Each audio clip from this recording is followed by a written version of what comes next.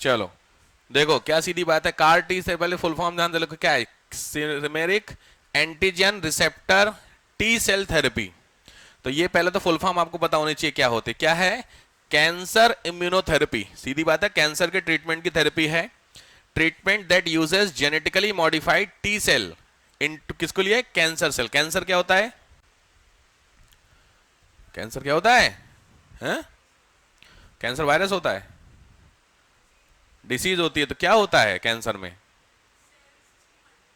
हाँ नॉर्मली आपकी sales multiply होती है बॉडी में, बॉडी में नॉर्मल भी तो मल्टीप्लाई होती है, तो फिर इसमें और कैंसर में तो इसका सबको कैंसर है क्या,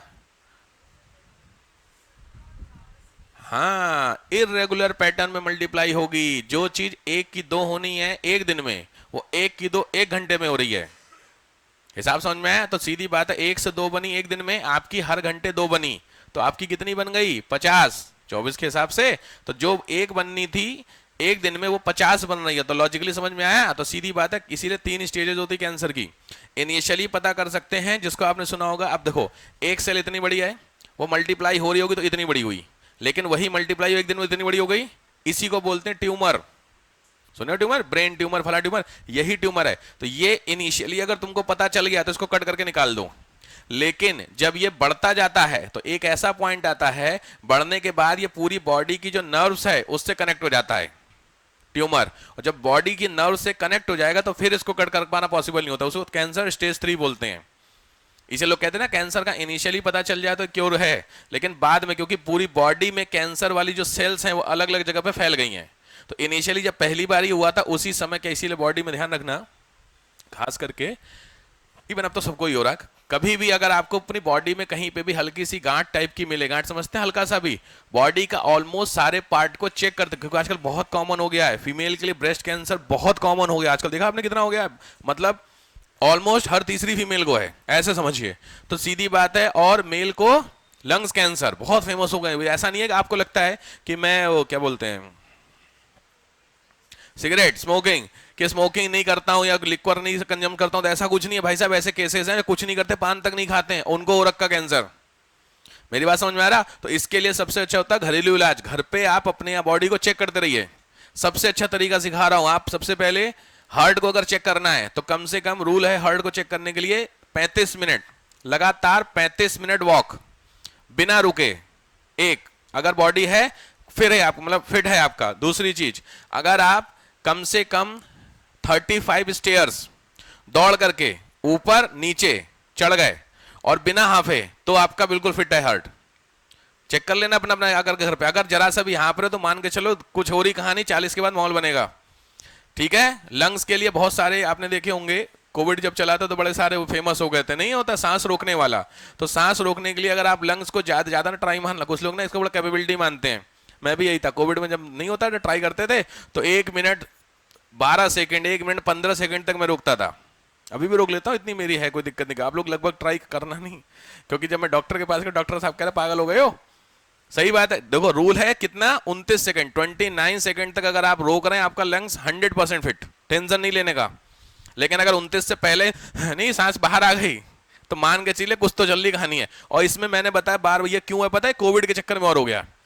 किसी को नहीं भी कोविड हुआ फिर भी ऐसा मान के चलो इंडिया में से 100% लोगों को कोविड तो हुआ था। कोविड में से जो खत्म हो गए वो अलग बात है, लेकिन बहुत सारे लोगों को हो करके निकल गया, पता ही नहीं चला, बहुत उनको दिक्कत हो रही है। ये हमारा समझ में? तो इसीलिए भैया अपनी बॉडी के खुद चेकअप आप कर, हर चीज के लिए डॉक्टर के पास नहीं जा सकते हो। और जब तुमको पता ही नहीं चल रहा क्या जाओगे डॉक्टर के पास, तो खुद से कर सकते हो। तो सीधी बात है, जो है इंटरनल चीजें उसके लिए खुद ही चेक करते रहो, खुद के डॉक्टर थोड़े से बन सकते हो, और खुद ही ट्रीटमेंट भी कर लो। बेसिक ट्रीटमेंट बहुत कॉमन होते हैं लंग्स के लिए। रामदेव अंकल जी ने बताया कुछ है?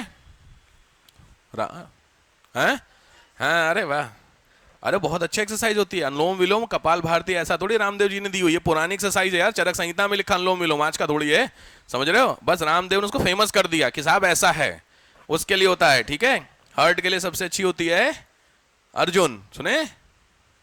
अर्जुन की छाल नहीं सुने? घर वालों को बताया सब चीज नहीं होता, कब आदत कर रहे हैं, ये क्या है अर्जुन, पहली बार सुना अर्जुन की बार्क? कोई नहीं, ब्लैक आपके लेवल सीबीएसई बोर्ड वालों को बताता हूँ, ब्लैक कॉफी सुना है? बिना शुगर के लोग ब्लैक कॉफी में चीनी डाल के पीते, ऐसे गधे हैं ना। ब्लैक कॉफी, खाली गर्म पानी और ब्लैक कॉफी, मतलब कॉफी डाल दी एक सैशे, बस उसको पीजिए, हार्ट के लिए सबसे क्योर। ये तो कर सकते हो भाई। अर्जुन नहीं पी, अर्जुन का बहुत गंदा टेस्ट होता है, लेकिन अर्जुन के बारे में ऐसा बोला जाता है कि आपने साल के 3 महीने अर्जुन पिया, सर्दियों में गर्म होता है ना, नवंबर अक्टूबर नवंबर दिसंबर 3 महीने पीजिए, बाकी 9 महीने जो बचे साल के उसमें कच्चा मांस भी खाइए तो भी हार्ट को कुछ नहीं होगा, इतनी दम होती है अर्जुन में। लेकिन समस्या क्या, पी के देखना। पिए हो, बहुत अच्छी बात है। जो लोग पीते हैं उनको पता, पहली बार वाले पिलाना। तुम लोग रेगुलर पीते भाई, मैं भी जनरली इसको यूज करता हूँ, आप लोग भी करते होंगे, हमें आदत हो गई है। लेकिन जो लोग रेगुलर नहीं, उनको पहली बार पिलाना। तो जो माहौल बनता है ग्रीन टी वाला, तो ग्रीन टी पी के कुछ नहीं होता है। ये जो नौटंकी नहीं ऐड आ रहा कि ग्रीन टी भी कुछ नहीं है, ग्रीन टी सब फालतू चीजें हैं ग्रीन टी, ठीक है। कायदे में पीना, शुद्ध चीज खाओ, नहीं तो उसके चिया सीड सुने हो, वो बहुत फायदा करते हैं हार्ट के लिए। खैर वापस आइए। हाँ, तो ये आपको पता हो गया क्या हो गया, एक थेरेपी होती है। चलो इसके बारे में जानो। किसने डेवलप किया है? IIT Bombay, develop by IIT Bombay plus Tata memorial centre. IIT Bombay और टाटा मेमोरियल सेंटर ने डेवलप, अपनी है ये टेक्नोलॉजी, यह बाहर की नहीं है, ये हमने खुद ने डेवलप की है। आईआईटी बॉम्बे और Tata memorial centre, approved by DBT, approved by DBT. DBT ने, डीबीटी का मतलब होता है डिपार्टमेंट ऑफ बायोटेक्नोलॉजी, डीबीटी जैव प्रौद्योगिकी विभाग। कार्ट सेल थेरेपी में भी इसमें आपको दिया हो थेरेपी होती क्या है, कैसे कराई जाती है।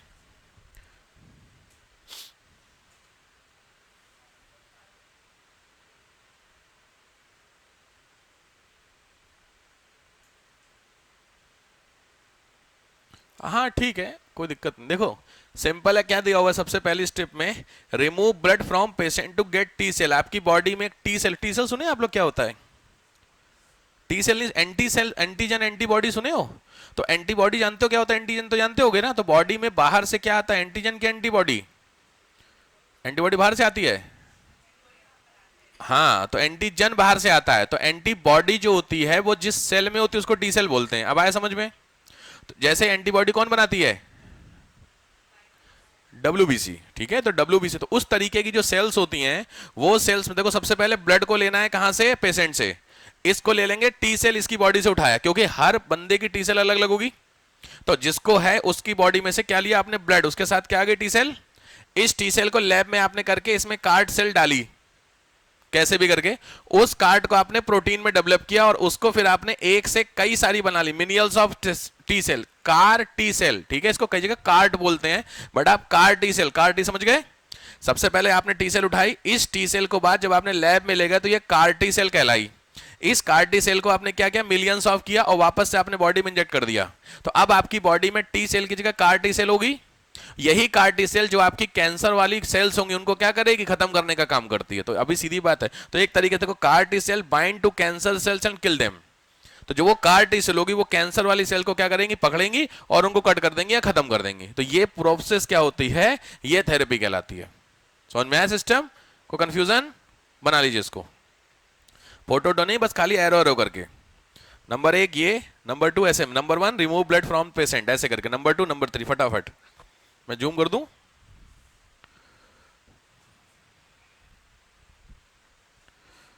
ज्यादा हो गया, हो जा भाई। अरे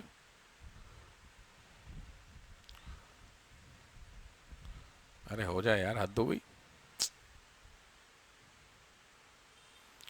बड़ी सरदर्दी है यार। कोई बात नहीं, लिखिए रिमूव ब्लड सेल्स, मैं ऊपर नीचे कर दूंगा, remove blood from patient to get T cell.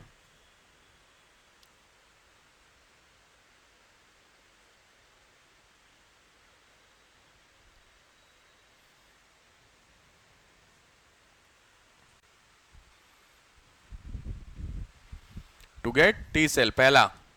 दूसरा, make CAR T cell, simply लिखिए मेक कार टी सेल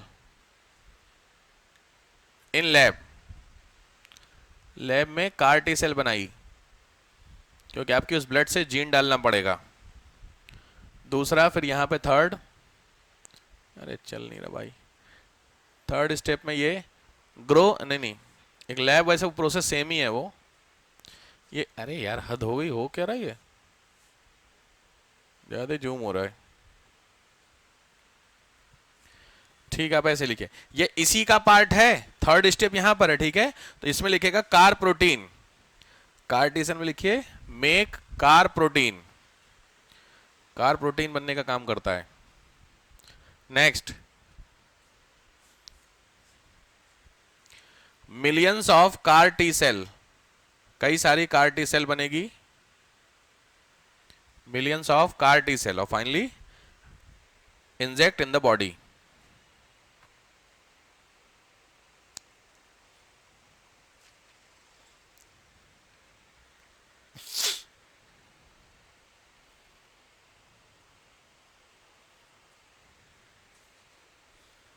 हो गया, तो टी सेल का मतलब समझ में आएगा, टी सेल क्या बन गया, टी सेल क्या होती है तुम्हारी, डब्ल्यूबीसी ना, हटाओ इसको, अब हाँ ना, हाँ लास्ट वाला बोल देना भाई। टाइप ऑफ डब्ल्यूबीसी, देखो ध्यान से, डब्ल्यू तुरंत वही जानिए, टी सेल्स, हेडिंग डालिए T cells, T cells, T cells में ये आपके सामने, इसको डब्ल्यूबीसी बोलते हैं, टी सेल्स स्लैश करके लिखो डब्ल्यूबीसी।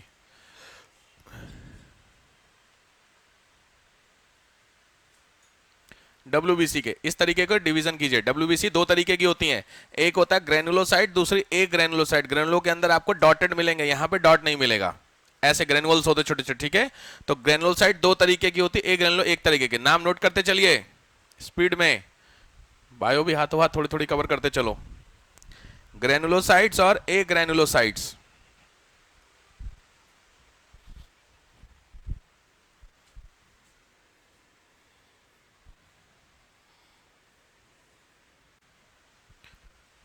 ग्रेनुलो और ए ग्रेनुलोसाइट्स,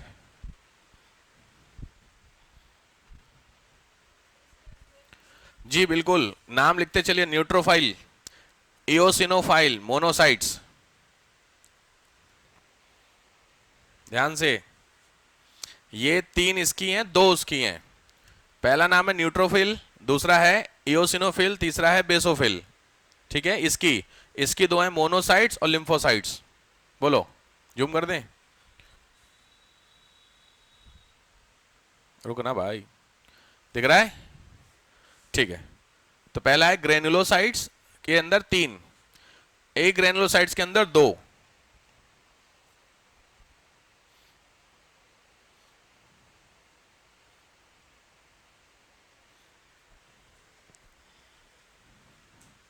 हो गया, केवल नाम नाम लिखना, मैं बता दूंगा उसका क्या होता है। शुरू लिख लिए,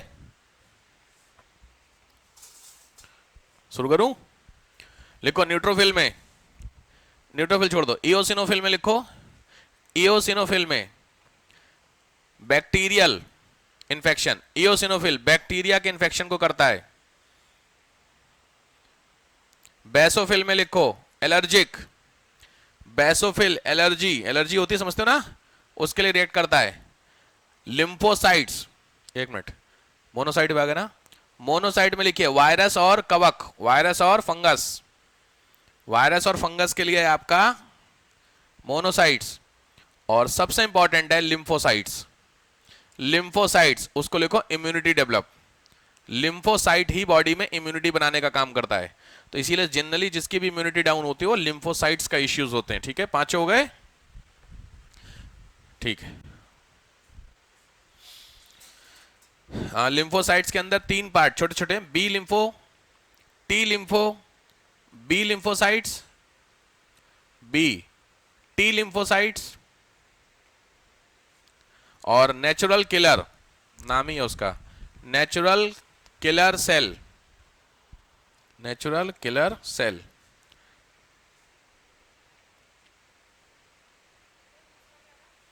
हाँ जी, दूसरा था, एक बी था एक टी था, क्या था, बी और टी, हाँ ठीक है।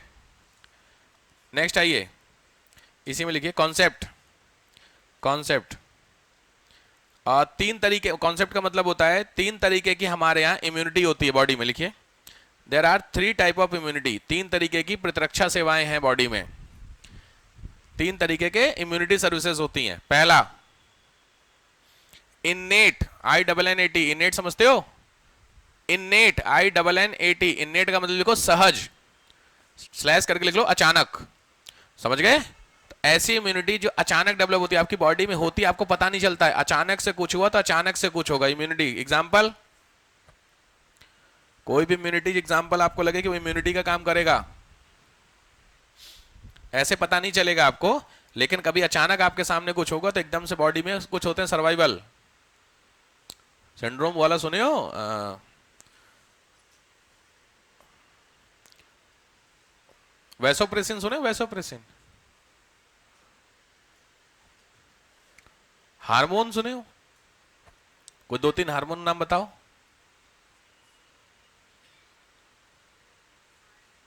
एक है भैया, थायराइड, थायराइड हार्मोन है, थायराइड रोग है, थायराइड ग्लैंड है, उससे हार्मोन निकलता है, उसको थायरॉक्सिन बोलते हैं। पर्याप्त जानकारी रखिए, ठीक है? तो थायराइड ग्लैंड है, ठीक है? और एक और कुछ, हाँ नाम बताओ। ग्रोथ हार्मोन फालतू बात है, मुझे पता तो निकलेगा जरूर किसी के मुंह से ग्रोथ हार्मोन, टेस्टोस्टेरोन, अरे वाह बिल्कुल सही है। तो उसी तरीके से एक हार्मोन होता है वैसोप्रेसिन, वो वैसोप्रेसिन हार्मोन इस तरीके से काम करता है, वो आपकी बॉडी में पड़ा रहता है, अचानक से कुछ जरूरत होती है तो तुम्हारी बॉडी एकदम से रिएक्ट करती है और उसमें वो वैसोप्रेसिन जनरेट होता है, और वो उतनी देर के लिए होता है जितनी देर के लिए आपको नीड है। फॉर एग्जांपल आधा सेकंड, 1 सेकंड, बस, उसका फिर खत्म। अब एग्जांपल लीजिए, जैसे आप नॉर्मली जंप आपको करवाओ तो आप नहीं कर पाओगे, लेकिन अभी सांप निकल जाए एकदम से आपके सामने तो आप खतरनाक वाली जंप करोगे, आपको पता ही नहीं चलेगा। ऐसा है? आप कितनी भी स्पीड में हाथ चलाओ, लेकिन जब गर्म कोई चीज छूते हो तो जो स्पीड होती है वो अलग होती है, समझ में आया? तो वो गर्म आपने चीज छुई, टच की, और स्पीड में जो हाथ ऊपर हुआ कहां से हुआ?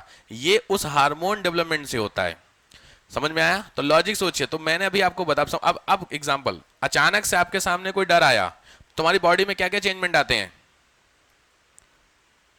अरे अचानक से तुमने ट्रक आ गया तुम्हारी गाड़ी के सामने, पैदल जा रहे तुम, तुम्हारी गाड़ी के सामने ट्रक आ गया, अब क्या करोगे? हार्ट बीट बढ़ती है, बिल्कुल सही बात। और प्यूपिल हो जाती है, उसके अलावा, हाँ समझ में आ गया कुछ कुछ? तो ये सारी चीजें आपकी बॉडी को प्रोटेक्ट करने के लिए हो रही है ना? अब हाँ या ना? तो रोकने के लिए ना, अचानक से कोई बहुत बड़ा कीड़ा आपने देखा, कभी अचानक से ऐसे करते हो तो तुम्हारे बॉडी हेयर्स खड़े हो जाते हैं, ये क्यों? ये जानबूझ के, जिससे बॉडी के ऊपर कुछ नुकसान ना हो। तो ये एक तरीके की इम्यूनिटी हुई कि नहीं हुई? बचाने के लिए। इस इम्यूनिटी को बोलते हैं जो तुमने लिखा हुआ पहली वाली। क्लियर हो गया?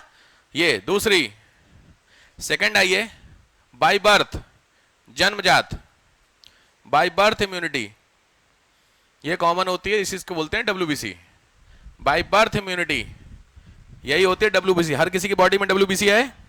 कोई ऐसा तो नहीं किसी में नहीं है W? रेड BC है सबके पास?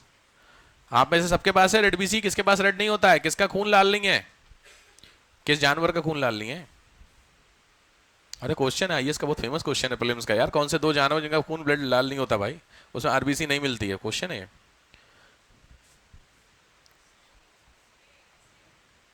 हाँ क्या? Snail, snake? अरे स्नेक लाल होता। मारा है भी सांप? मारा है कि नहीं? मारा होगा तो पता चल गया होगा, सांप का लाल होता, बिल्कुल होता लाल। ग्रास ऑपर का भी लाल होता, ग्रास ऑपर का, हाँ। और ग्रास ऑपर, और दूसरा कॉकरोच का?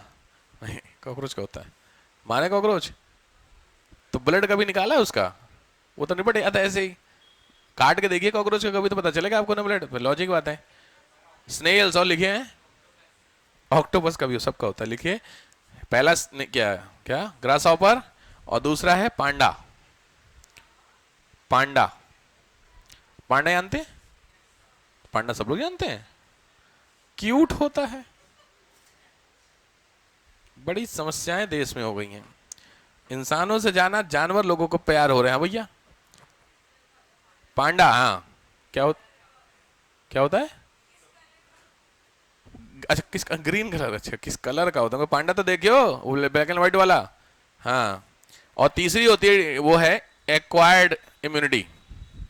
थर्ड इम्यूनिटी होती है एक्वायर्ड इम्यूनिटी, मतलब जो आप इम्यूनिटी डेवलप करते हैं। इसी को बोलते हैं एडॉप्टिव इम्यूनिटी, अनुकूलतम रक्षा प्रणाली। एडॉप्टिव समझ गए? कैसे करोगे? एग्जाम्पल, जैसे आप किसी ऐसी जगह पे रह रहे हैं जो जगह गर्म थी और आपका ट्रांसफर ऐसी जगह पे हुआ जो जगह ठंडी थी, तो लॉजिकली शुरू में आपको रोज जुकाम होगा। ऐसा है पॉसिबल? बिल्कुल होगा सर। लेकिन वो जुकाम आपको, अगर मान लीजिए आप 10 साल वहां रह गए तो 10 साल आपको जुकाम रहेगा? ऐसा नहीं होता है। शुरू में आपको जुकाम होगा और फिर बॉडी अपने आप को क्या करेगी? एडॉप्ट करेगी। समझ गए? तो उस जुकाम के अगेंस्ट में, ठंड के अगेंस्ट में जो इम्यूनिटी डेवलप कर रही बॉडी, वो कहलाती है तीसरी वाली। ठीक है? इसका बहुत फेमस एग्जांपल है मच्छर। मच्छर पहले आपने देखा था तो वो कछुआ छाप जलाए हो, रिंग वाली, तो वो पहले देखा था। उसके अलावा उसके बाद क्या आ गई मार्केट में? All out. और आजकल इस तरीके के मच्छर हैं कि ऑल आउट के ऊपर बैठे रहते हैं। देखे आपने? अरे अब सही वाली बात। तो सोचो मॉर्टिन के ऊपर क्यों बैठे हुए हैं? वो तुम्हारा मजाक उड़ा रहे हैं। क्यों? क्योंकि उन्होंने इम्यूनिटी डेवलप कर ली है भाई साहब। तो ऑल आउट का जहां से धुआं निकलता है वहीं बैठे रहते हो। हमें मान लो ये क्यों हुआ है? बेसिकली उनकी पिछली जनरेशन थी ऑल आउट से खत्म हो रही थी, तो उनकी जो नई वाली जनरेशन आई उन्होंने ऑल आउट में रहना शुरू किया। तो 2 दिन, 10 दिन, 20 दिन, 50 साल, भाई लॉजिकली साल भर के अंदर इम्यूनिटी बनने लगेगी कि नहीं? बहुत सारे लोग होते हैं जो कहते हैं कि सर हमें ये नहीं पचता है डाइजेशन में। आप उसको वो रोज खिलाइए बच्चों को। सबसे कॉमन एग्जांपल इम्यूनिटी के लिए बच्चे। आप अपने बच्चे को जो खिलाएंगे उसकी बॉडी सर्वाइव कर जाएगी। भाई बहुत सारे लोगों के बच्चे नॉन वेज वाले हैं, बहुत सारे के बच्चे वेज हैं, बहुत सारे के दोनों हैं। सारे जिंदा हैं कि नहीं? डिफरेंस समझ में आ रहा है? कैसे? बॉडी तो सिमिलर ही है, क्योंकि बॉडी में जो तुम्हारे अंदर इंस्ट्रूमेंट है वही सारे इंस्ट्रूमेंट सबके अंदर हैं। लॉजिक है कि नहीं? भाई सीधे हिसाब समझो। तो अगर तुम्हारे अंदर की सारी जो मशीनरी है वो वेजिटेरियन है, तो नॉनवेज वाले के अंदर भी तो सेम उसका अलग है क्या? स्टमक उसको बड़ा दे दिया, नहीं यार ये नॉनवेज वाले इसको थोड़ा बड़ा स्टमक दे दो, नहीं ना, सब कुछ सेम है, फिर भी वो भी सही है आप भी सही है। समझ में आया? तो वो कैसा? क्योंकि उसने उस पर्टिकुलर चीज के अगेंस्ट में क्या डेवलप कर ली? इम्यूनिटी। अब आया समझ में? तो ये इम्यूनिटी जो बाहर से डेवलप की जाती है उसको बोलते हैं ये क्या? Acquired immunity. सबसे अच्छा इम्यूनिटी एजेंट होता है, लिख लीजिए, बॉडी अगर आपको नई इम्यूनिटी डेवलप करनी है तो क्या खाओ? चावल, च्यवनप्राश च्यवनप्राश तो मिक्सअप होता है चीजों का। इम्यूनिटी डेवलप के लिए लिखिए दालचीनी। सबसे अच्छी इम्यूनिटी डेवलपमेंट दालचीनी। समझते हैं? दालचीनी क्या बोलते हैं यार? सिनेमन बोलते हैं ना सर? हाँ सिनेमन। दालचीनी। दूसरे पे आता है हनी। हनी समझते हैं? मधु, शहद, बिल्कुल। और इन दोनों का कॉम्बिनेशन खतरनाक, बेहतरीन कॉम्बिनेशन है इम्यूनिटी। आपकी लाइफ में किसी भी तरह की एलर्जी है बॉडी में, किसी भी तरह के, प्रैक्टिकल एक्सपीरियंस दे रहा हूं आपको मैं, 1 महीना लगातार मॉर्निंग में खाली पेट खा लीजिए ये दोनों मिला करके। मुझे एलर्जी थी बहुत खतरनाक वाली बाय एग, अंडे से, क्योंकि अंडा में ऐसे वो नहीं होता, बट वो जो नहीं होते केक वोक में कई बार बाई चांस नहीं होता है।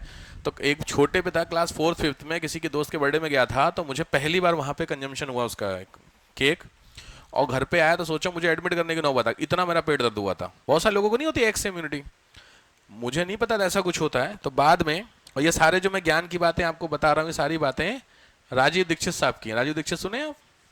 नहीं सुने? आदत पता है, फालतू बातें। हम सलमान खान शाहरुख खान में बिजी हैं, राजीव दीक्षित कौन सुने? कोई बात नहीं। तो वही बहुत फेमस है, रामदेव उन्हीं चले हैं, ऐसे समझो। ठीक है? तो बहुत अच्छी बातें बताता। उसने बहुत अच्छी बात बोली कि आपके घर का हॉस्पिटल आपका किचन है, अगर ढंग से काम करना चाहो तो बहुत कुछ हो सकता है। तो वहीं से मुझे पता चला। तो वो इम्यूनिटी के लिए मैं लिटरली बिलीव मानिए, मुश्किल से मुश्किल मैंने महीना भर तो खाया होगा। मॉर्निंग में खाली पेट दाल चीनी लीजिए, 1 चम्मच शहद लीजिए, बाउल में रखिए, मिक्सअप कीजिए, जब तक दोनों लगभग मिल ना जाए आपस में, कलरिंग दोनों सेम आ जाए, लेके चाट लीजिए, गर्म पानी ले लीजिए 1 गिलास, बस। कोई भी इम्यूनिटी, आपको बहुत सारी एलर्जी होती है, डस्ट से नहीं होती, धूप से, सारी एलर्जी के लिए एक दवा ट्राई करके देख लीजिए। कुछ खाने में दिक्कत तो है नहीं, दोनों फायदे वाली चीज होती है। सुबह ट्राई कर लीजिए, जिस भी चीज से आपको एलर्जी है, और महीने भर बाद मिली है मुझे कि फर्क पड़ा कि नहीं पड़ा। ऐसा है ही नहीं चीजों को लेकर के। खैर, तो 3 तरीके की एलर्जी क्लियर हो गई। चलो, इसके अलावा अच्छा, एंटीजन एंटीबॉडी समझते हो सब लोग? एंटीजन बाहर से आता है, एंटीबॉडी तुम्हारी बॉडी बनाती है। इसी का जो रिएक्शन होता है उसी को एंटीजन एंटीबॉडी रिएक्शन बोलते हैं। इसी रिएक्शन की जो पहली स्टेज होती है वो कहलाता है फीवर। बुखार आना is the indication of a disease. Fever is not a disease. Difference समझ में आया? बुखार कोई बीमारी नहीं है, बुखार आना किसी बीमारी की शुरुआत है। तो अगर आपको बुखार नहीं आ रहा है तो तुम्हारी बॉडी ठीक काम नहीं कर रही है। हर 6 महीने में, साल भर में बुखार आना, ऐसा तो है नहीं कि तुम बाहर से कुछ इंटेक कर ही नहीं रहे हो। इतना सिलेक्टिव तुम्हारा मुंह और नाक हो रखी है कि भैया बैक्टीरिया वायरस बाहर, बाकी ऑक्सीजन अंदर, ऐसा तो है नहीं। तो बैक्टीरिया वायरस तो अंदर जा रहा है ना, और जा रहा है तो इसका मतलब इम्यूनिटी जो है तुम्हारी, एंटीबॉडी बन रही होगी। तो वो एंटीबॉडी, बाहर से एंटीजन आया, रिएक्शन होगा तो लड़ाई होगी कि नहीं? कॉमन नहीं पड़ता, दो आपस में जर्म्स फाइट करते हैं, वो नहीं छोटे पे सीखे बच्चों को, वो सही बात है। तो जो एंटीबॉडी और एंटीजन फाइट हुई, तो फाइट होने से सीधी बात है आपकी बॉडी क्या होती है? गर्म होती है। तो वही गर्म होना क्या कहलाता है? फीवर। तो अगर आपको फीवर आ रहा है 6 महीने में, साल भर में, मान के चलिए बॉडी परफेक्ट है आपकी। नहीं, कुछ लोग कहते हैं हमें जिंदगी में फीवर नहीं आया, खुश मत हो, समझ लो सारा अंदर भरे हुए हो तुम। बॉडी तुम्हारी एंड क्या कर रही है? रिएक्ट कर रही है, और रिएक्ट करके पता नहीं चल रहा तुमको। फीवर आया इसका मतलब लड़ाई हुई। इसलिए याद रखो, अगर फीवर आया, सबसे अच्छी बात, कभी पहले दिन आपको फीवर आए, कभी डॉक्टर के पास मत जाइए। ठीक है, आने दीजिए, क्योंकि एक दिन का फीवर जरूर। समझ में आया क्या सिस्टम है? फीवर, मैं बार बार बोल रहा हूं, कोई भी बीमारी नहीं है। फीवर जस्ट एक बीमारी की शुरुआत है। एक दिन आया फीवर, अपने आप ऑटोमेटिकली, बहुत सारे लोगों को देखा दिन में फीवर आता, खत्म हो जाता दिन में। बहुत बार अभी घर वाले क्या बोलते, अरे फीवर का दवाई खानी नहीं होता है। तो फीवर का सिंपल बात है, कोई दवाई मत खाइए। लेकिन आज फीवर आया, कल चला गया, परसों फिर आ गया, फिर रुक गया, फिर आ गया, इसका मतलब तुम्हारी बॉडी के अंदर एंटीजन पड़ा हुआ है, और वो एंटीबॉडी से रिएक्ट कर रहा है, और करने के बाद जो एंटीबॉडी है वो खत्म नहीं कर पा रही है ना। इसके लिए फिर आपको क्या खानी पड़ेगी? दवाई खानी पड़ेगी। तो इसीलिए पहली बार जब भी फीवर आए, इनिशियली कभी मत जाइए डॉक्टर पे, क्योंकि डॉक्टर साहब क्या देंगे पता है? एंटीबायोटिक। सुना है? और एंटीबायोटिक का कहानी मैंने उस दिन भी आपको बताया। एंटीबायोटिक क्या होती है? वो किससे बनती है? बैक्टीरिया से। कौन से बैक्टीरिया? Good bacteria. तो समस्या यह है कि तुमने जो एंटीबायोटिक खाई, और तुम्हारी बॉडी के अंदर के बैक्टीरिया, दो अच्छे अच्छे बैक्टीरिया हैं, तो जो एंटीबायोटिक वाले बैक्टीरिया हैं वो डोमिनेंस कर जाते हैं तुम्हारे अंदर के बैक्टीरिया से, तभी तो रिएक्ट करेगा उससे। और जब ये रिएक्ट कर जाएंगे तो ये धीरे धीरे क्या हो जाएंगे? न्यूट्रल होते जाएंगे। तो तुमको हर बीमारी में एंटीबायोटिक खानी पड़ जाएगी। इसीलिए आपने सुना होगा छोटे बच्चों को कि बहुत कम देनी चाहिए एंटीबायोटिक। सुने हो? डॉक्टर बहुत कम रिकमेंड करते हैं एंटीबायोटिक, लेकिन बहुत सारे डॉक्टर जो पेरेंट दुखी कर देते हैं डॉक्टर्स को, नहीं जरा जरा से। जैसे मान लो किसी को भी पेरेंट्स हैं, उनका बच्चा 3-4 साल का है, वो बहुत ज्यादा जब परेशान करते हैं, सर मेरे लड़के ये हो रहा है, और तो वो एंटीबायोटिक लिख देते हैं 3-4 साल में एंटीबायोटिक लिख दी, बॉडी खत्म। क्योंकि मैंने बताया रिएक्शन आपकी बॉडी खुद जनरेट करे अंदर से, इम्यूनिटी वो ज्यादा बेहतर है, इंस्टेड ऑफ दवाई खा के जनरेट करा रहे हो। फर्क समझ में आ रहा? ये एंटीबायोटिक। तो एंटीबायोटिक, इसीलिए आपको कोई बीमारी हो, डॉक्टर साहब लिखते लिखते एंटीबायोटिक है। समझ में आ रहा सारा सिस्टम? इसीलिए कभी भी इन चक्करों में ना पड़ना कि साहब कुछ लोग रख के तो नहीं एंटीबायोटिक घर पे। आप कुछ मत खाओ, एंटीबायोटिक खा लो, सही हो जाओगे। कोई भी दवा अगर आपको है घर में, आपके एंटीबायोटिक, आप उसको खा लो, सही हो जाओ। बट आप समझ रहे हो कितना नुकसान कर रहे हैं बॉडी का? आपकी बॉडी के जो गुड बैक्टीरिया हैं वो सब खत्म कर रहे हो, और जो बाहर से, मतलब जो आर्टिफिशियल बैक्टीरिया है, उसको डाल लो अपनी बॉडी में, क्या कर रहे हो? समझ में आया? इसीलिए अगर एंटीबायोटिक ही डेवलप करनी है तो बहुत सारी ऐसी चीजें होती हैं जो एंटीबायोटिक नेचुरली मिलता है। सबसे अच्छा एंटीबायोटिक कौन सा है? नेचुरली एंटीबायोटिक सबसे अच्छा। सुना ही होगा तुमने यार। अरे हाँ, नीम। नीम सुना है? देखा है? पत्ती देखे हो नीम की? रोज सुबह एक पत्ती चबाओ। अरे चबा लो, कुछ नहीं बिगड़ेगा है। टेस्ट ऑब्वियस बात है भाई, सीधी बात, समोसा थोड़ी है अच्छा लगेगा, नीम है। मोमोज निपटाने का तब नहीं हो तो मोमोज तो पूरी प्लेट निपट जाती है। समझ में आया? तो नीम रोज सुबह एक पत्ती खाइए, देखिए आपकी एंटीबायोटिक होता है। अमरूद, हरी मिर्च, ग्रीन चिली, वो जो उसका तड़का पड़ता है, करी लीव्स, क्या नेचुरल इम्यूनिटी एजेंट होते हैं। लेकिन हमें कौन करेगा? ये कौन करेगा? धनिया। धनिया पता है आपको? कोरिएंडर, खतरनाक वाला। आपको पता सबसे ज्यादा वेजिटेबल में अगर न्यूट्रिशियस कुछ है तो वो धनिया है। पढ़ोगे आप, बायो पढ़ोगे, बायो वहां बॉटनी, वहां बताऊंगा आपको मैं। बहुत ही जबरदस्त है। बट समस्या क्या है कि हम ना उसको चटनी बना देते हैं उसकी। सुने? धनिया की चटनी बनाई, काम खत्म हो गई। धनिया कच्ची खानी चाहिए, ऊपर से नहीं होता गार्निशिंग करके, या कच्ची धनिया कुछ नहीं, घर में देखिए वॉश कीजिए धनिया को गर्म पानी से, कच्चा धनिया खाइए, बेहतरीन आपकी बॉडी में। लेकिन समस्या ये सब में कि आपको टेस्ट देखोगे, और टेस्ट में गड़बड़ाता सारा खेल। नहीं तो भाई साहब मैं पढ़ोगे धनिया में, देखो iron, vitamin C, protein, calcium, magnesium, हाँ इंडोल फैटी एसिड, ये 6-7 तो मेरे हाथ में आ गए जो में टॉप पे है धनिया। सबसे ज्यादा आयरन होता है धनिया में। आयरन क्या पड़ा, पालक गाजर नहीं, वही सुन रखे आयरन के लिए। समस्या यही होती, पालक खाओ 4-5 दिन लगातार, फिर देखो ना पहुंचोगे टेस्ट कराने के लिए स्टोन का। पालक पता कितना नुकसान करते हैं आयरन का, तुरंत। इसलिए डॉक्टर, जिसको भी स्टोन हुआ है किडनी स्टोन, डॉक्टर साहब ने तुरंत मना किया होगा पालक और टमाटर बंद करो, धनिया खाओ दबा के, कोई नहीं दिक्कत। ये समस्या है। लेकिन डॉक्टर साहब धनिया क्यों, धनिया इज्जत पता है धनिया की नहीं है, क्यों, धनिया फ्री है। 100 रुपए की सब्जी लेते धनिया जरा भैया डाल दियो, ये इसीलिए धनिया की इज्जत नहीं होती। अभी धनिया तुरंत महंगी मिलने लगे, फिर देखो। खैर चलो ठीक है, ये चीजें जानकारी बस आपको होनी चाहिए। अगला आइए, नेक्स्ट आइए,